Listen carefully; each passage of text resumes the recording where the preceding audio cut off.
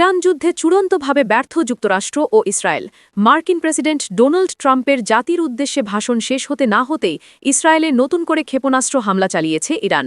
বৃহস্পতিবার ২ April Israeli সামরিক বাহিনী আইডিএফ ইরানের পক্ষ থেকে এ ক্ষেপণাস্ত্র ছোড়ার বিষয়টি নিশ্চিত করেছে।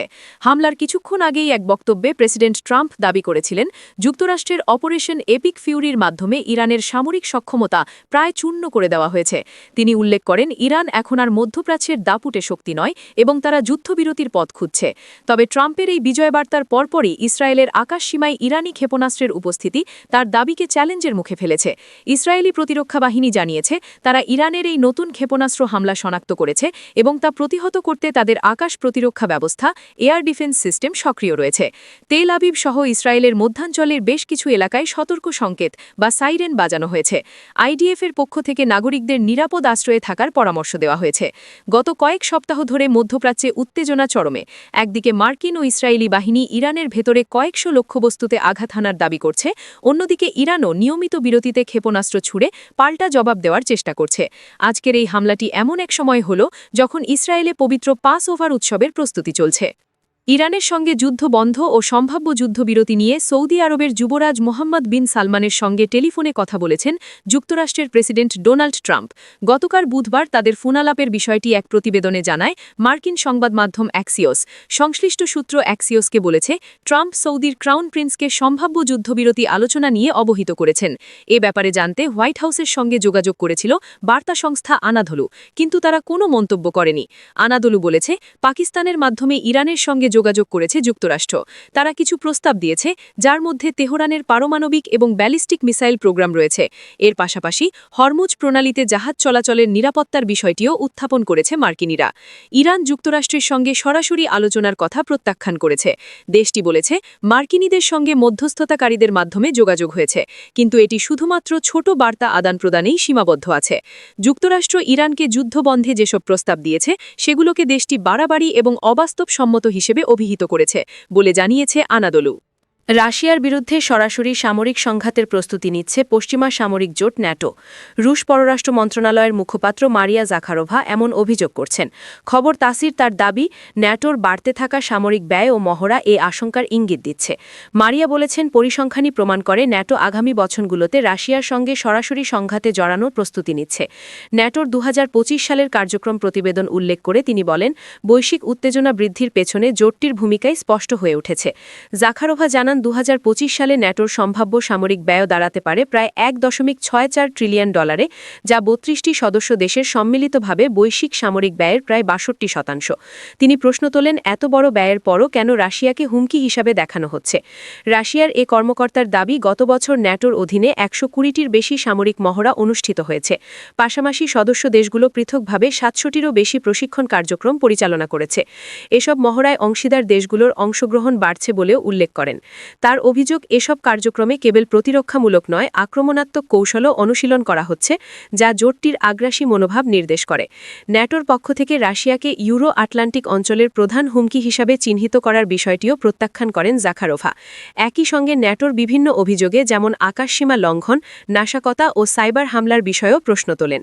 রাশিয়ার এ বক্তব্য নতুন করে ন্যাটো রাশিয়া উত্তেজনা বাড়াবে বলে মনে করছেন বিশ্লেষকরা।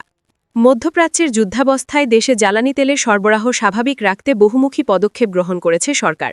হরমুজ প্রণালীতে আটকে থাকা ১ লাখ মেট্রিক টন অপরিশোধিত জ্বালানি তেল, ক্রুড অয়েল দ্রুত ছাড় করিয়ে আনতে ইরানের সঙ্গে নিবিড় কূটনৈতিক আলোচনা চালিয়ে যাচ্ছে বাংলাদেশ। একই সঙ্গে বিকল্প ব্যবস্থা হিসাবে সৌদি আরব থেকে নতুন করে আরও ১ lakh metric ton crude oil কেনা হয়েছে। এই নতুন আমদানিকৃত তেল লোহিত সাগর হয়ে সরাসরি চট্টগ্রামের ইস্টার্ন রিফাইনারিতে আনা হবে।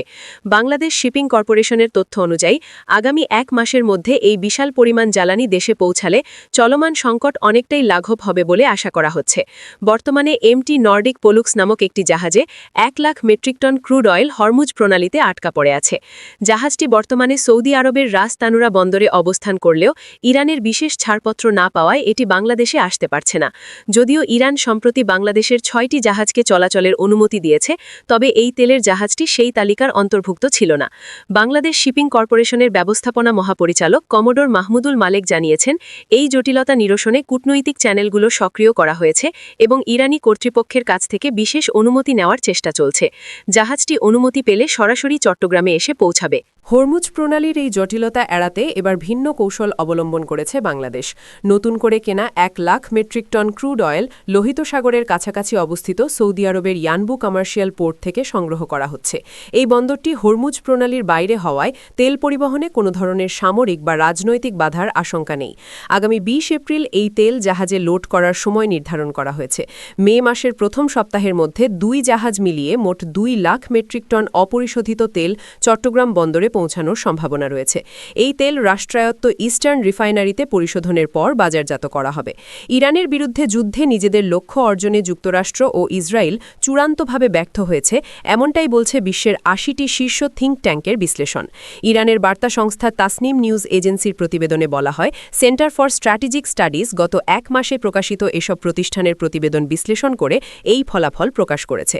গবেষণায় বলা হয়, সামরিক প্রযুক্তিগত সক্ষমতায় এগিয়ে থাকায় যুক্তরাষ্ট্র ও ইসরায়েল ট্যাকটিক্যাল পর্যায়ে কিছু আঘাত হানতে সক্ষম হলেও কৌশলগত দৃষ্টিকোণ থেকে তারা ব্যর্থ হয়েছে। বিশেষ করে ইরানের রাজনৈতিক ব্যবস্থার পতন, প্রতিরক্ষা সক্ষমতা ধ্বংস কিংবা সামাজিক রাজনৈতিক আত্মসমর্পণ নিশ্চিত করার মতো লক্ষ্য পূরণ হয়নি। প্রতিবেদন অনুযায়ী অসামান্য ও বুদ্ধিদীপ্ত যুদ্ধ কৌশলের মাধ্যমে ইরান কার্যত যুদ্ধে প্রাধান্য অর্জন করেছে।